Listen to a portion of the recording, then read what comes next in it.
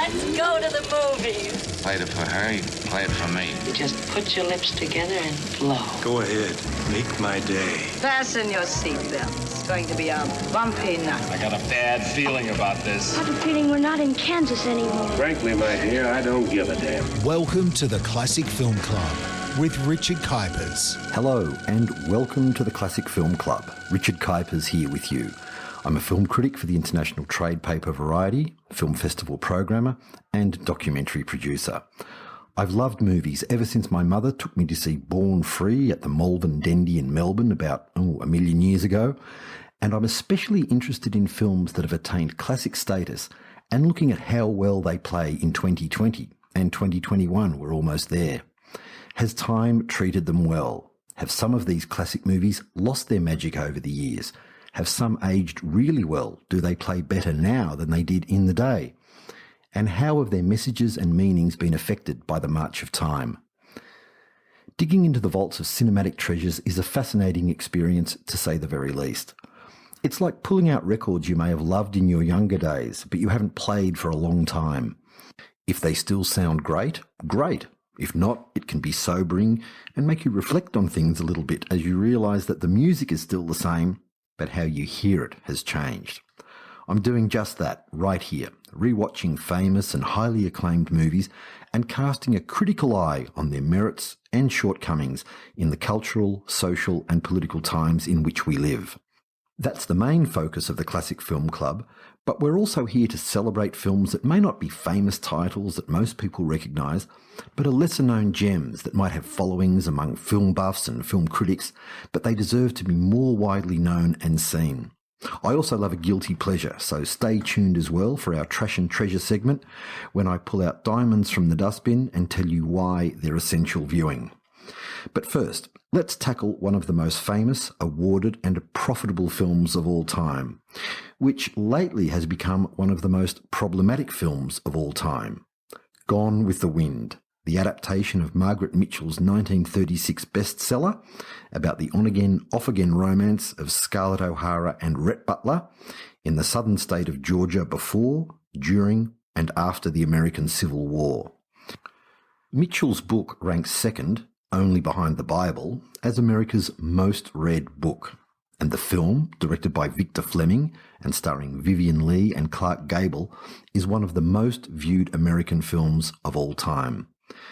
It's especially good to be looking at it again after everything that's happened socially and politically in recent times, and particularly in light of the roles played by Georgia and its capital city Atlanta in the recent US election. On the 10th of June 2020, the US cable service HBO pulled Gone with the Wind from its schedule. Amid the growing momentum of Black Lives Matter and in the immediate wake of George Floyd's death, many TV shows were also withdrawn from streaming and pay TV services around the world. You might remember an episode of Fawlty Towers and the Little Britain series coming under fire. Netflix in Australia and New Zealand removed 4 shows created by and starring Australian comedian Chris Lilly, Jonah from Tonga, Angry Boys, Summer Heights High, and We Can Be Heroes. When Gone with the Wind was reinstated uncut by HBO 2 weeks after being removed, it included a 4-minute introduction regarding racial stereotypes and the film's historical context. These discussions are valuable and important, and I was pleased to see Foxtel Australia add the following text information when I watched it recently. In full, it said, "Gone with the Wind is a product of its time and depicts some of the ethnic and racial prejudices that, unfortunately, remain commonplace in sections of society. We present this film in its original form. Scenes which depict racism are not endorsed by Foxtel." No one should endorse racism, let alone practice it, but what does that mean when we approach Gone with the Wind? Not to mention many other films made during less enlightened times. If you drew up a list of every Hollywood movie that endorsed racism or demeaned and belittled non-white characters, you'd end up with thousands and thousands of titles. So, should we even watch Gone with the Wind? And if we do, how does it play 80 years later? There's no way Gone with the Wind could be made today, but does that mean it should be dismissed from the ranks of Hollywood's great achievements? Well, yes and no. There are good arguments on both sides of this cinematic equation, and I found watching Gone with the Wind in 2020 to be a very contradictory experience. In this meeting of the Classic Film Club, I'll examine those complex impressions, but first, let's just get to the basic facts of the matter. A Selznick international production, in association with MGM, Gone with the Wind was released in Hollywood's golden year, 1939. There'd never been a year like it before, and there probably never will be again. The Wizard of Oz, Wuthering Heights, Dark Victory, Mr. Smith Goes to Washington, Goodbye Mr. Chips, Ninotchka, Of Mice and Men, Love Affair, Stagecoach. I mention all these films because in 1939 they were also nominated, alongside Gone with the Wind, in the Oscar category of Outstanding Production. This category eventually became the Best Picture Award in 1962. Against this incredible opposition, Gone with the Wind won 10 Oscars, 8 in competitive sections, including Outstanding Production, and 2 honorary awards. In the US alone, it was re-released in 1942, 1947, 1954, 1967, 1974, 1989, and 1998. As recently as last year, it was re-released in cinemas in Taiwan. For around 50 years, there wasn't a single day when Gone with the Wind wasn't playing in a cinema somewhere on Earth, including the Barclay Cinema in Sydney, where I saw it in the school holidays in around about 1979, I think. On the Internet Movie Database, it has a staggering 287,000 votes, 28% of which rate it 10 out of 10. And as of this recording date, it comes in at number 167 on IMDb's top film ranking. I'm sure that would have been a bit higher a few years ago, but still, number 167 out of the countless hundreds of thousands of films that have ever been made says something. So, we can say that Gone with the Wind has longevity, but what about its durability in a social climate that's so different from when it played publicly for the first time at Lowe's Grand Theatre in Atlanta, Georgia, on December the 15th, 1939? Here's a really good example of just how different that social climate was in America at the time. When Hattie McDaniel became the first African American to win an Oscar for her supporting role as Scarlett's loyal maid Mammy, she was forced to sit at a table at the back of the room during the awards ceremony at the Ambassador Hotel in LA. And that was after producer David O. Selznick pulled a big favour to allow McDaniel into the room in the first place. Even before the film went into production, the NAACP, the National Association for the Advancement of Coloured People, became actively involved, attempting to keep the novel's most offensive depictions of African Americans out of the final script. While it's offensive to see slaves presented as basically happy with their lot and toiling hard without complaining about being owned by white people, as if they were just the same as livestock, many of the novel's worst excesses were modified, and the film could have been much, much worse on this front. The reason for Gone with the Wind's existence is to present a romantic, honourable and soul-stirring vision of the South, of slavery and the Confederate cause. A land of cavaliers and cotton fields, it says on the opening titles, that sweep across the screen in huge letters following the logo of Selznick International Pictures. A logo that looks like it could be a southern mansion from the film we're about to watch. Here in this pretty world, gallantry took its last bow. Here was the last ever to be seen of knights and their ladies fair, of master, of slave. It is no more than a dream remembered, a civilization gone with the wind. That prologue was supplied by Ben Hecht, one of an army of writers including Joe Swirling, Charles MacDonald, and even F. Scott Fitzgerald, who contributed to the screenplay without receiving any credit. The Oscar-winning script was attributed solely to Sidney Howard, whose radical past included supporting Communist Party of America candidate William Foster in the 1932 presidential election. Right from the start, as this prologue appears and before we meet Scarlett O'Hara or Rhett Butler, or any of Sidney Howard's words are actually spoken, you're reminded that this film was released when segregation was mandated in the South and widely, unofficially in force in the North. This is indeed a poem to an age that may be gone, but for a large part of its target audience in 1939, and undoubtedly today, it has not been forgotten and is remembered with misty-eyed nostalgia that's blind to how those plantations prospered and how those southern families accumulated all of their wealth. That sense of gallantry and knights and their ladies is evident straight away. On the porch at Tara is the beautiful, strong-willed southern belle Scarlett O'Hara. She's talking to the Tarleton twins, Brent and Stuart. Stuart's played by George Reeves of TV fame in the 50s as Superman. The Tarleton boys are vying for Scarlett's affections, but even more exciting than romance is the prospect of going to war with those Yankees from the north. There's never any detailed explanation of why there's conflict between the South and the North, like the issue of slavery, for example. It's all very hazy, and that would have been bad for box office to make it so explicit. For the Tarletons and all the other Southern men we soon see rushing off to enlist, it's about honour, self-determination and land. As Scarlett's Irish-American father Gerald tells her, why land's the only thing in the world worth working for, worth fighting for, worth dying for, because it's the only thing that lasts. But Scarlett isn't interested in land and war. Fiddle-dee-dee, she says. This war talk's spoiling all the fun at every party this spring. On her mind is romance and hopefully marriage to Ashley Wilkes, Leslie Howard. He's the heir to nearby 12 Oaks plantation. Never mind that Ashley doesn't love her, and he's about to announce his engagement to his cousin, yes cousin, Melanie Hamilton, Olivia de Havilland. Scarlett will just have to tell Ashley he really does love her, and that'll be that. If there's a white voice of reason and conscience here, it belongs to Ashley Wilkes, certainly in the first half of the film. He seems to have a genuine affection for his slaves, and says he would have freed them regardless of the war's outcome. In the stampede to join the Confederate Army, it's Ashley who steps back and tells his friends that most of the misery in the world has been caused by war. That doesn't stop him from joining up, but his motives are much more personal and immediate. He just wants to preserve 12 Oaks, the place he loves and where he wants to be buried.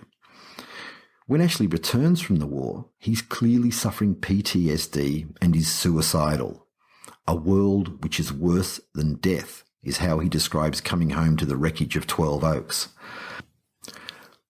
Ashley may have lost everything, but let's remember that he owed his wealth and the happiness it brought to the slave labour on his property. If we can feel sympathy at all for Ashley, who's also never owned up to his true feelings for Scarlett, largely out of the obligation he feels for Melanie, it's largely due to Leslie Howard's sensitive and heartfelt performance.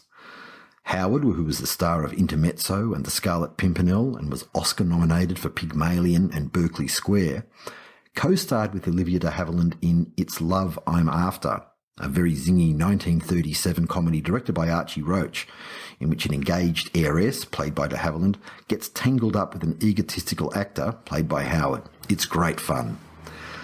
Leslie Howard returned to the UK after Gone with the Wind to help with the war effort, and was killed on June 1st, 1943, after his commercial KLM flight from Lisbon to Bristol was shot down by German planes.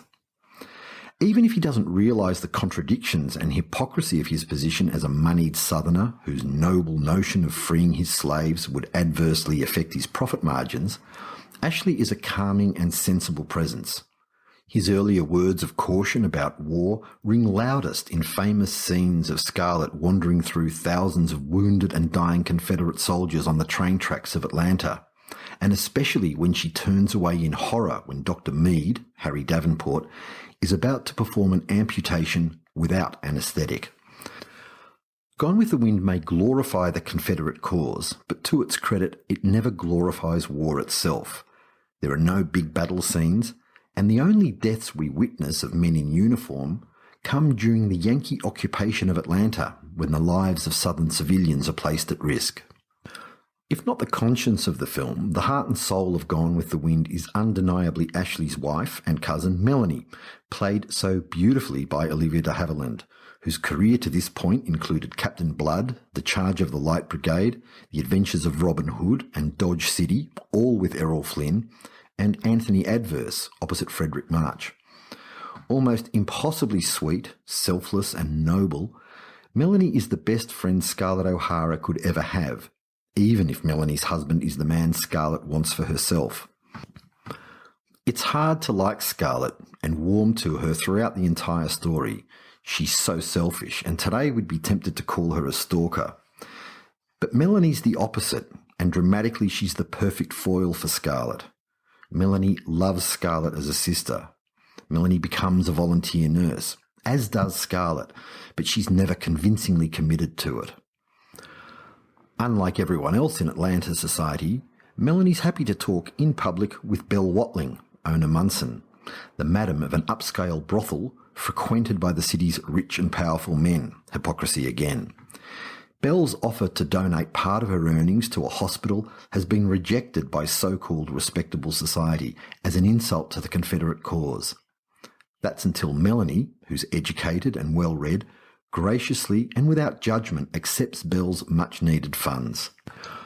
One of the most famous sequences in Gone with the Wind is the burning of Atlanta.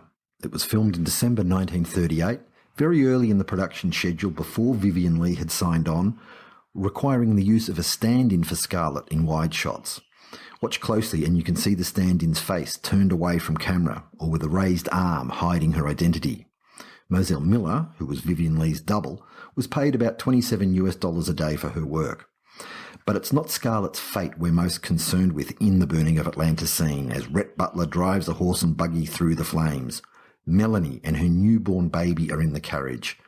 Their safety and the very real risk of their deaths give the scene an emotional impact to match the awesome visual spectacle. And what a spectacle it is.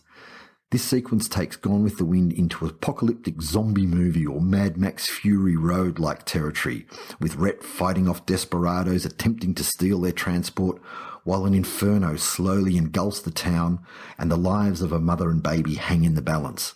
It's thrilling stuff, right up there with the chariot race in Ben-Hur as a classic action scene that still makes the grade today. Sure, computer-generated imagery can do just about anything today, but there's something about real action that's hard to beat. The first half of Gone with the Wind moves at a breakneck pace, driven by the Civil War and its impact on the main characters. For Scarlett, that means becoming married and widowed while still obsessing over Ashley Wilkes and falling in and out of lust, there's no other way to put it, with Rhett Butler, the handsome, opportunistic profiteer, gambler, an all-round scoundrel with no allegiance to anyone or anything other than his own financial well-being. But of course, there's a heart there when it really counts. And who better to play him than the king of Hollywood himself, Clark Gable, a man with a chin, a chest and hair, at the height of his powers as a leading man, following a string of hits opposite the tragic platinum blonde bombshell Jean Harlow, and an Oscar to his name for the screwball comedy classic It Happened One Night. Most of us know about the search for Scarlett O'Hara, in which just about every leading lady in Tinseltown was rumoured at one time or another to be cast in the role. Bette Davis, Paulette Goddard, even Katharine Hepburn, would you believe?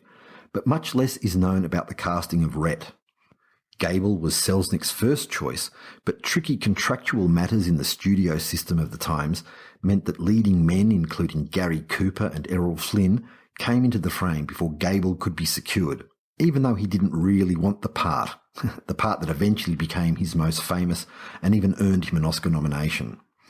Rhett Butler. Talk about a man's man and a ladies' man.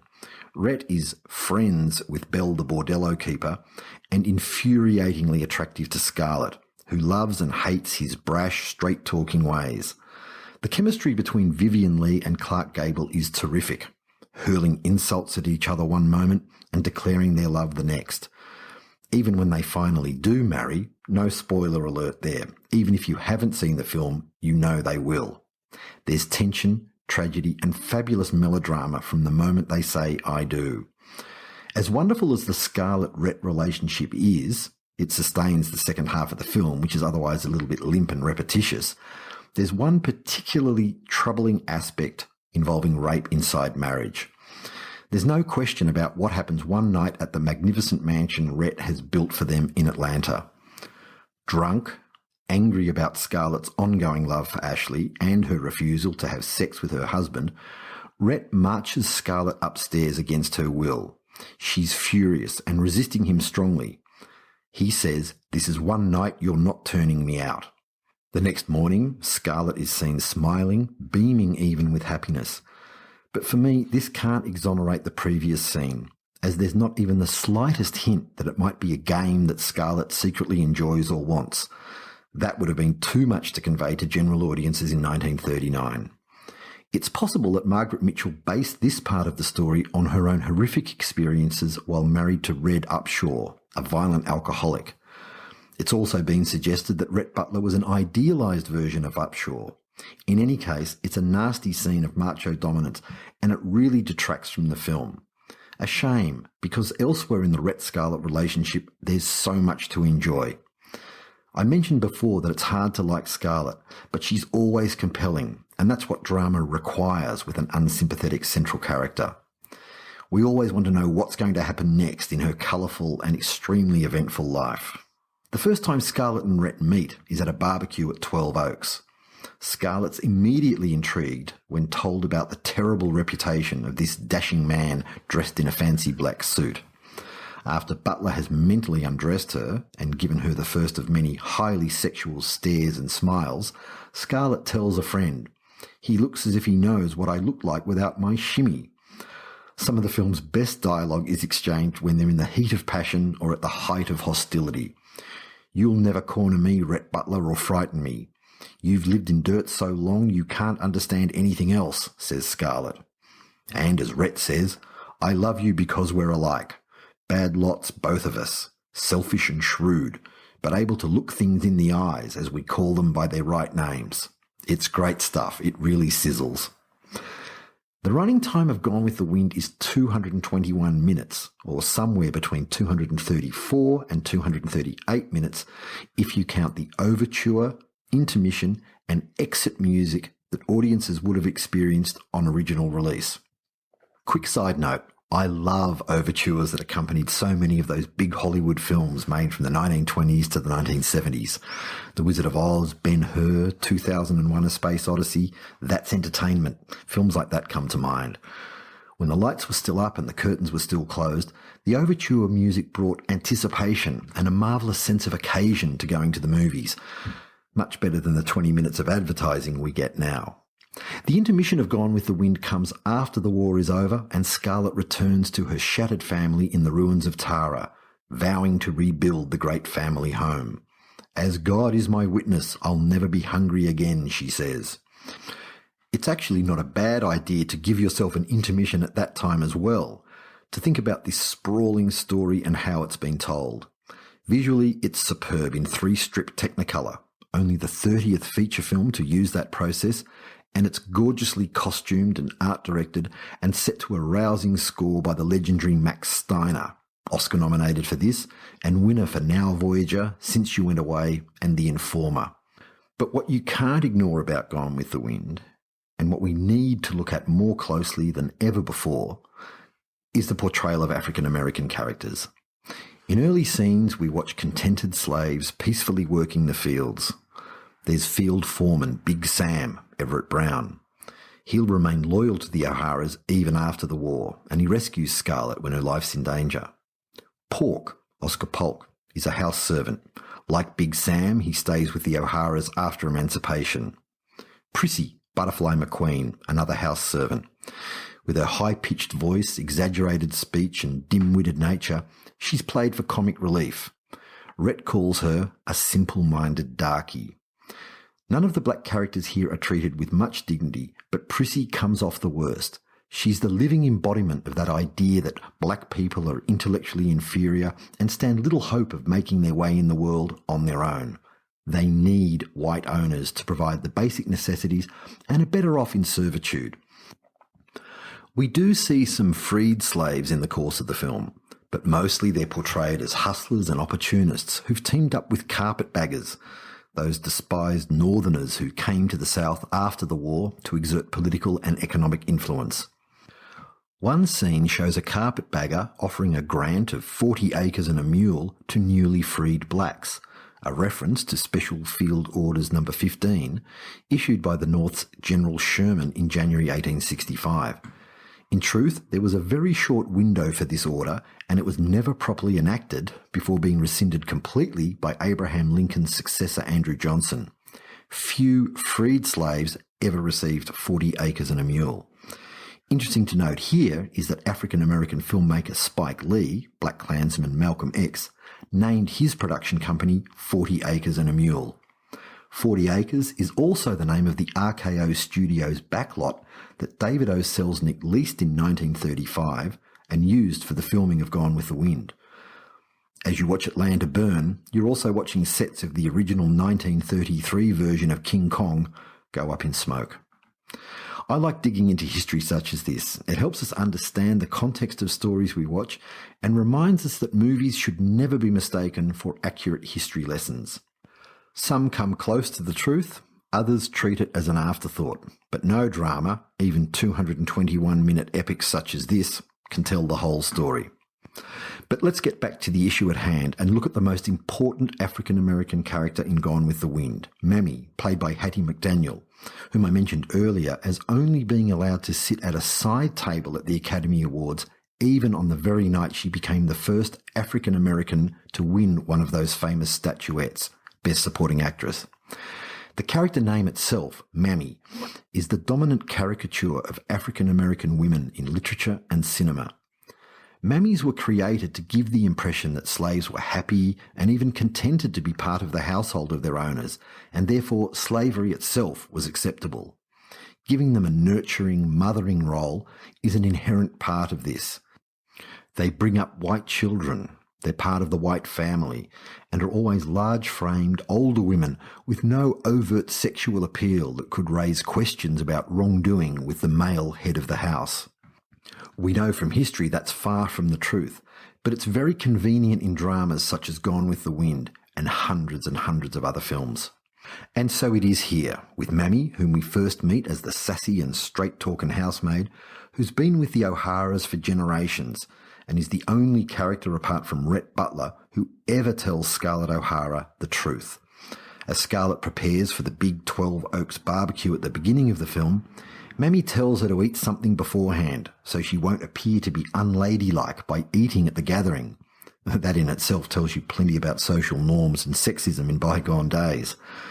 If you don't care what folks say about this family, I does, says Mammy. You can always tell a lady by the way that she eats in front of folks, like a bird, she adds. Mammy also lays it out straight to Scarlett about Ashley Wilkes. What a gentleman says and what they thinks is two different things. And I ain't noticed Mr. Ashley asking for to marry you, she says. Mammy calls it correct and true every single time. She's like the Greek chorus of the film. She's powerless to do anything because she's the property of the O'Hara family, but at the same time she's privileged in this world because she can say things that would land other slaves in very hot water. There's no doubt Hattie McDaniel deserved her Oscar. It's a fabulous, full-blooded performance, but that's just it. It's a performance intended to make white audiences feel untroubled by the fact that Mammy and every other African-American character here has been denied basic human rights. It's a complex issue. When McDaniel attracted criticism for playing a role that perpetuated the Mammyism, she said, "Why should I complain about making $7,000 a week playing a maid? If I didn't, I'd be making $7 a week actually being one." Which reminds me, if you want to see a very, very fine film about Black American domestic maids, I highly recommend The Help, made in 2011 and based on Catherine Stockett's 2009 novel, which was set in 1960s Mississippi. For me, the portrayal of Mammy is representative of the entire film. So much to admire and enjoy if you don't think too deeply. But once you start to look more closely and think about it, it becomes deeply troublesome. In pure filmmaking terms, Gone with the Wind is a majestic achievement. David O. Selznick's biographer, David Thompson, noted that Selznick considered the audience response to a public sneak preview on September the 9th, 1939, when it ran for 4.5 hours, to be the greatest moment of his life. The greatest victory and redemption of all his failings, is how Thompson put it. 300,000 people turned out in Atlanta for the December premiere, as part of a 3-day program of festivities with Confederate flags flying everywhere. Again, that would not and could not happen today. It's a film that does sag a bit towards the end, but it's never less than dramatically compelling and visually magnificent. Even the shots of real pastures and real fields look fake. They're so green and so red. And a special note here about the stunning production design. William Cameron Menzies received a special Oscar for outstanding achievement in the use of colour for the enhancement of dramatic mood. Menzies, who later directed films including Invaders from Mars in 1953, also invented the job title production designer. It all started there with him. One thing Menzies and his staff and the costume designers didn't have to recreate was anything related to the Ku Klux Klan, an element of the novel omitted from the film. And luckily too, I think. How would we look at this film today if that were the case? In D.W. Griffith's landmark silent epic, The Birth of a Nation, we see the Ku Klux Klan portrayed as an heroic movement keeping traditions and white supremacy alive. The Birth of a Nation was the first feature film ever screened at the White House for President Woodrow Wilson. When it went into general release, cinema ushers were dressed in Ku Klux Klan robes at premiere screenings. The Birth of a Nation is an amazing feat of filmmaking, but its reputation is severely and justifiably tarnished by its appalling and overt racism.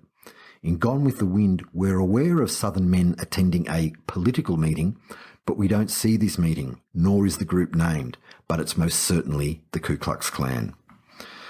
Gone with the Wind is without doubt a racist film, but it's an audience-friendly kind of racism. The N-word is never uttered.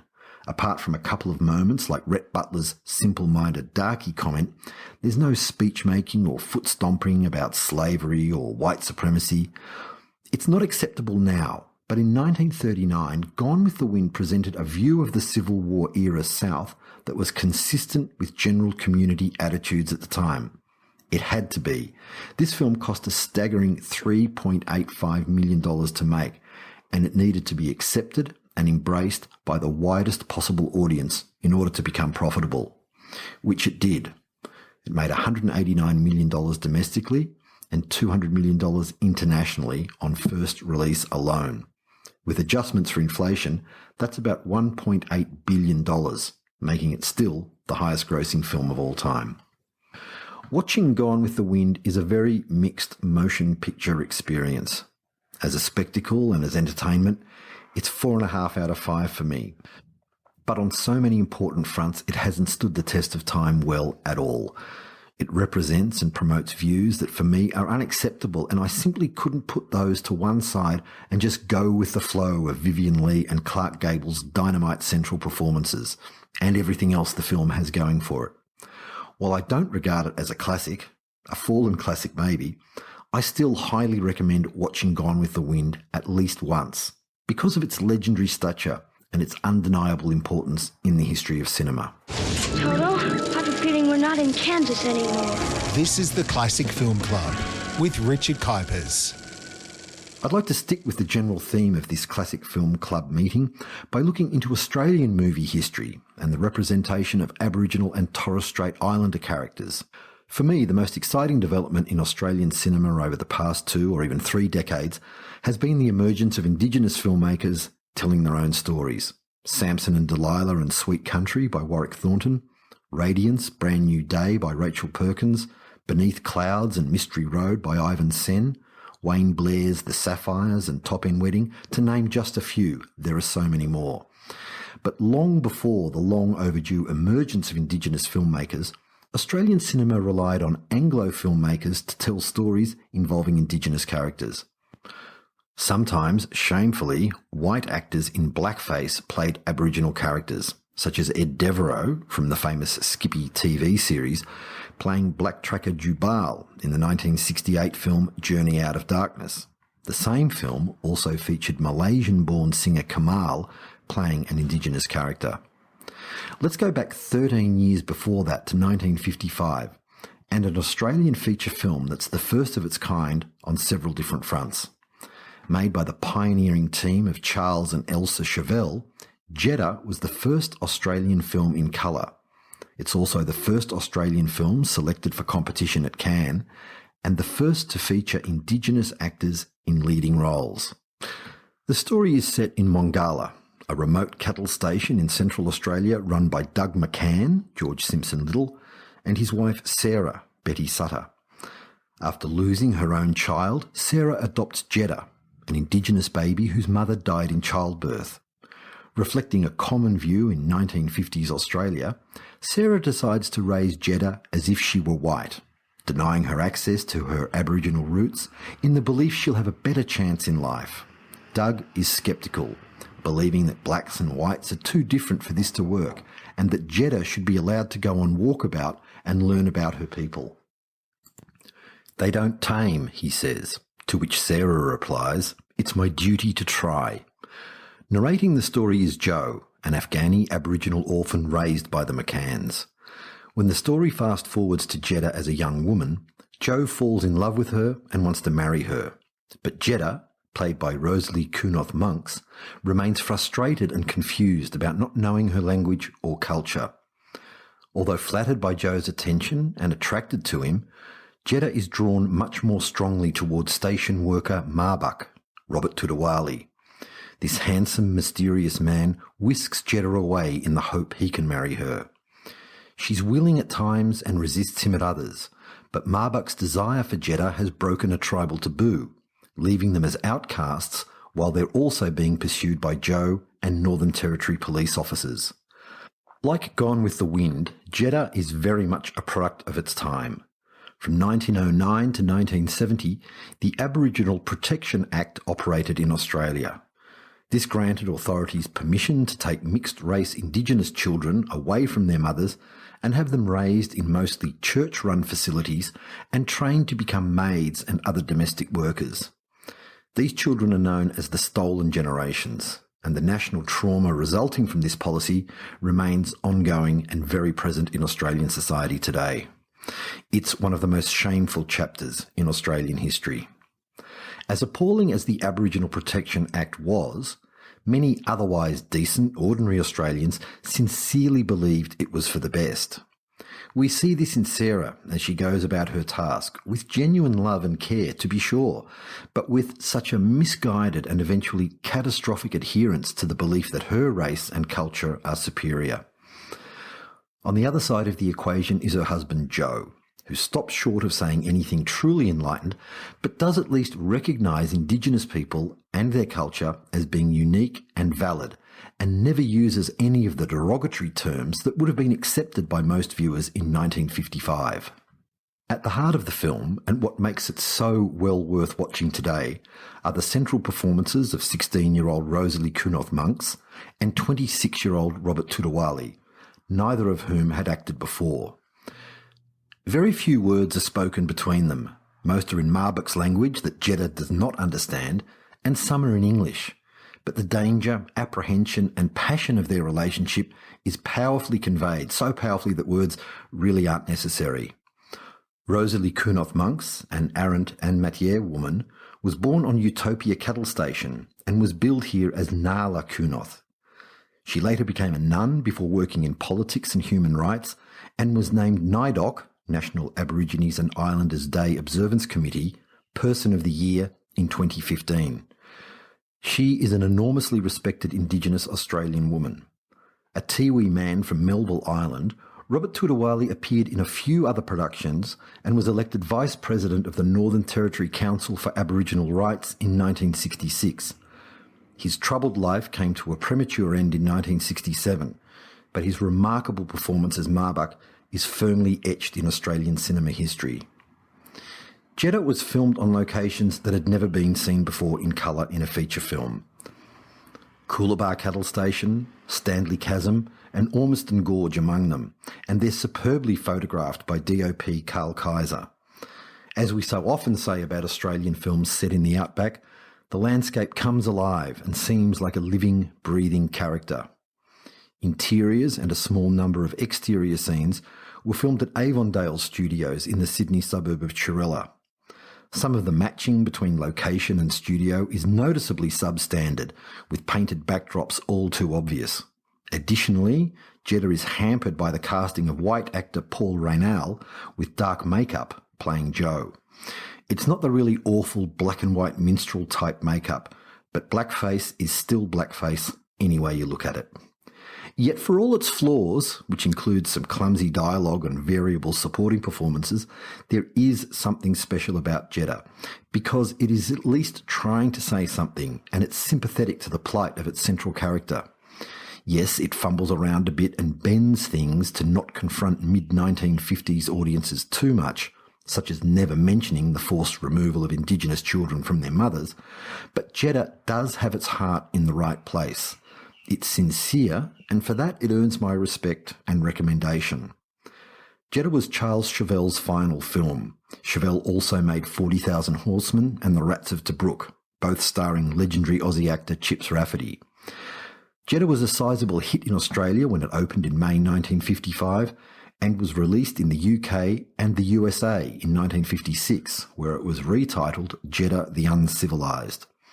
Here's an excerpt from the review by Variety, the publication I write for, published on June 15, 1956.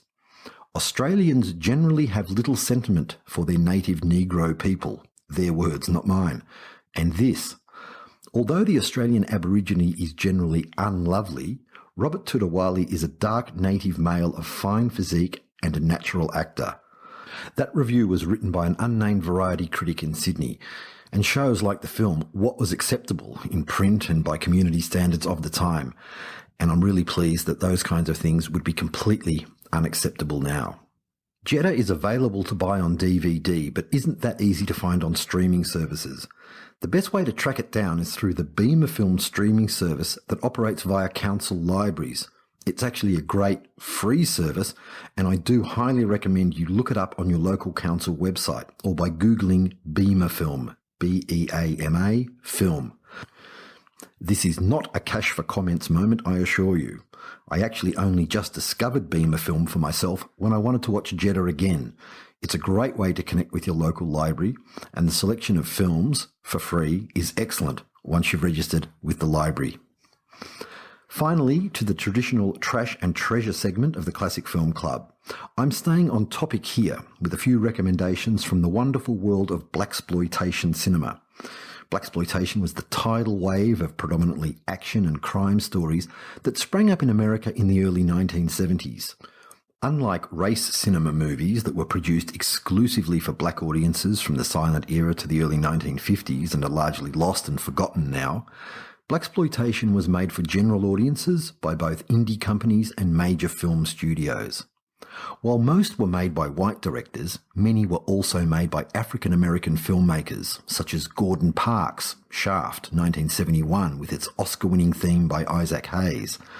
Then there was Ossie Davis, Cotton Comes to Harlem, and Ivan Dixon. He played Kinch in the Hogan's Heroes TV series and went on to direct films like Trouble Man and the little scene classic The Spook Who Sat by the Door. That is an incredible film. If you can find it, watch it. It's an amazing film from 1973. Blaxploitation was just as the title suggests. Exploitation films about the gritty and occasionally glamorous side of African-American life, with car chases, shootouts, explosions, and fisticuffs right to the fore. We could talk forever about the dozens of blaxploitation gems out there, but right now I just want to highlight a few films starring my favourite female blaxploitation star, Pam Grier. No less a person than Quentin Tarantino calls Grier the first female action star, and I couldn't agree more. Pam Grier started work in 1967, answering the telephones at the legendary B-movie company American International Pictures. In 1971, director Jack Hill cast Grier in a support role in The Big Dollhouse, a women in prison picture in which Pam plays a lesbian inmate who busts out of a jungle hellhole with fellow prisoners and takes revenge on those who done them wrong. It's great stuff. So too is Coffee from 1973, starring Pam as Flower Child Coffin, What a fantastic name. Flower Child Coffin, aka Coffee. She's a nurse who's out to settle the score with the low-life drug pushers responsible for her sister's heroin addiction. Coffee was a huge hit and established Greer as blaxploitation's biggest star, male or female. If you want to know where tough, intelligent, resilient screen heroines come from, Coffee is a very good place to start. Every Pam Grier film is worth watching, and the other one I'd like to highlight right now is Friday Foster from 1975, with Pam playing a photographer for a high-end fashion magazine who gets drawn into a plot to assassinate black political and cultural leaders. It was based on a comic strip in the Chicago Tribune, the first ever comic with a black female protagonist, and it has a great supporting cast, including Yaphet Kotto of Alien fame, Carl Weathers, who played Apollo Creed in 4 of the Rocky movies, and the great singer, activist and author, Eartha Kitt. Friday Foster was Pam's final blaxploitation film and was released toward the end of the first wave of blaxploitation. It's never actually gone away, it's just changed and evolved over the years in films such as Quentin Tarantino's Jackie Brown, starring, of course, Golden Globe nominee Pam Grier. Though criticised in some quarters, including black rights organisations, for promoting stereotypes and emphasising sex, violence and crime, blaxploitation films at their best feature strong, determined African-American characters who stand up for themselves and apologise to no one. I highly recommend starting your blaxploitation explorations with Pam Grier and seeing where the road takes you from there. And I look forward to visiting more fascinating and stimulating destinations at the next meeting of the Classic Film Club. I'm Richard Kuipers. Thank you very much for listening. You can't go now. Work here is done. I love a happy ending. You've been listening to the Classic Film Club with Richard Kuipers. Available on Apple Podcasts, Google Podcasts, Spotify, iHeartRadio, or wherever you get your podcasts. This has been another quality podcast production from Bytes.com.